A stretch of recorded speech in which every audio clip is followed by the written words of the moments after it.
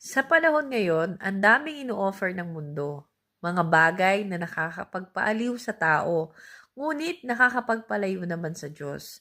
So dito po sa ating pag-aaralan ngayon sa Luke chapter 8, pinapaalala sa atin kung ano ba talaga ang mahalaga. Sa kabila ng kaguluhan, kabisihan ng mundo, ano ba talaga ang mahalaga at kailangan ng isang tao? Ang totoong pananampalataya sa Diyos. Faith shows the reality of what we hope for. It is the evidence of things we cannot see. Ito ang katiyakan ng mga inaasahan natin at paninindigan sa mga bagay na hindi nakikita. Sa pamamagitan nito, nauunawaan natin na ang sanlibutan ay nilalang ng salita ng Diyos. At bawat nananampalataya sa Diyos ay kinalulugdan niya.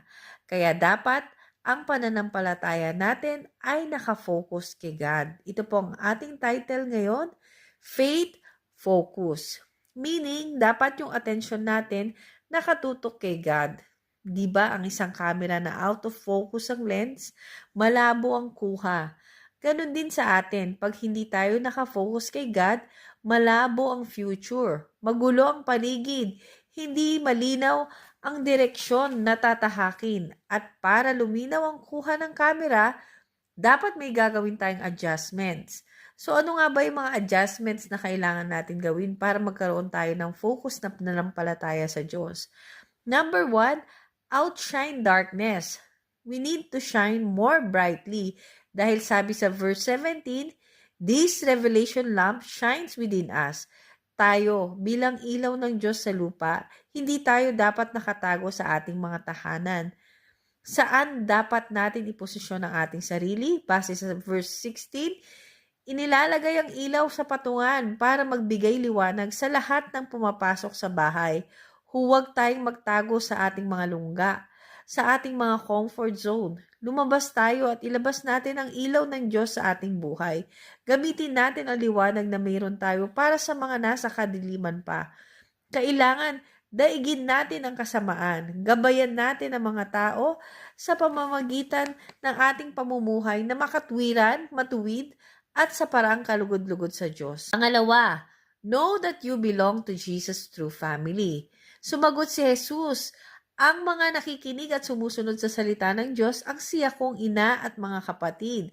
So we need to pay careful attention sa mga salita ng Diyos at magkaroon tayo ng bukas na puso na laging hanggang sumunod. Dahil pag ganito ang ginawa natin, kasama tayo sa pamilya ng Diyos. Kasama sa family picture ni God. So number 3, stand in and use God's authority. Sabi sa verse 24, bumangon si Jesus at pinatigil ang malakas na hangin at ang malalaking alon. Tumigil ang mga ito at biglang kumalma ang panahon. Pagkatapos, tinanong ni Jesus ang mga tagasunod niya, nasaan na ang pananampalataya ninyo? Namangha sila at natakot at nag-usap-usap. Sino kaya ito at kahit ang hangin at ang alon ay inuutusan niya at sinusunod siya? So sa mundong ito may dalawang uri ng kapangyarihan. Ang kapangyarihan ng Diyos na nakahihigit sa lahat at walang makakapantay. At ang kapangyarihan ng Diablo. Kaya lang ang nakakalungkot dahil ang iba mas pinipili nilang gamitin at tayuan ang kapangyarihan ng demonyo. Example, yung mga black magic, yung witchcraft, pangkukulam, mga ilusyon lang ang mga ito. The power of darkness will not stand against the power of God, who is the source ng totoong kapangyarihan. The power that will stand and prevail the test of time. And we have a free will. Diba? Where will you stand? What will you use? God has given us authority na gamitin ang pangalan ng Panginoong Hesus at daigin ang anumang kapangyarihan ng kasamaan.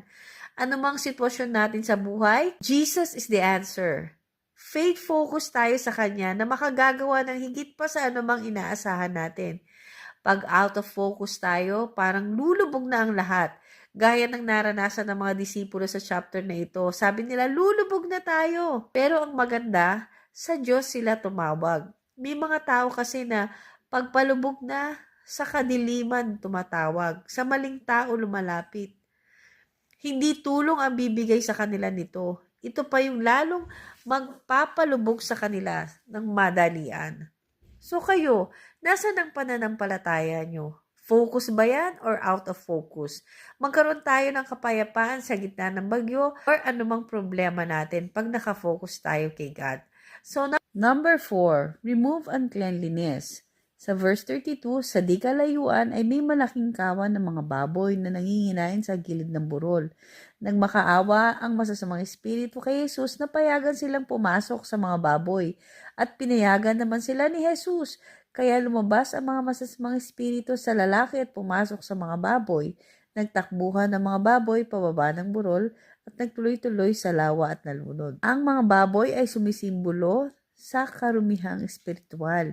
Ito po ay nagsisilbing paalala sa atin na kailangan panatilihin natin malinis ang aspetong espiritual ng buhay natin. Ito rin po ay babala sa atin na huwag natin dumihan ang garment na sinuot sa atin ng Panginoon. Huwag tayo makipagkompromiso at magsawsaw sa kasalanan, maliit man o malaki, dahil pag ginawa natin yon, maaaring manahan sa atin ang masasamang espiritu. Ito'y magiging doorway nila sa ating buhay. So, sa pangyayari din ito, pinaparating sa atin ng Panginoon na lahat ng namumuhay sa karumihan at di pagsunod at pagre-rebelde sa Kanya ay mahuhulog sa lawa ng walang hanggang kamatayan. Number 5, press through. Patuloy na subukan at makamit ang isang bagay sa kabila ng mahirap na hadlang. Kagaya ng babaeng dinudugo ng 12 years kahit na sobrang hirap ng kalagayan niya, kahit madaming hadlang sa kanyang harapan, pinilit niyang abutin ang laylayan ng damit ng Panginoong Hesus na may buong pananampalataya na gagaling siya, mahawakan niya lang ang dulo ng damit ng Panginoong Hesus at naganap nga ang kanyang inaasahan. Gaya rin ni Jairus sa chapter na ito na namatayan ng anak, habang kausap pa ni Jesus, sabi sa verse 49, habang kausap pa ni Jesus ang babae, dumating ang isang lalaki galing sa bahay ni Jairus. Sinabi niya kay Jairus, patay na po ang anak niyo, huwag niyo nang abalahin ang guro. Nang marinig yun ni Jesus, sinabi sa kanya ni Jairus, huwag kang matakot, manampalataya ka lang at mabubuhay siyang muli. So kahit na po negatibo na ang sinasabi ng tao sa paligid, buo ang loob niya at alam niya na walang imposible sa Panginoong Hesus. Yan po yung focus na faith, di ba? Na nagre-release ng healing.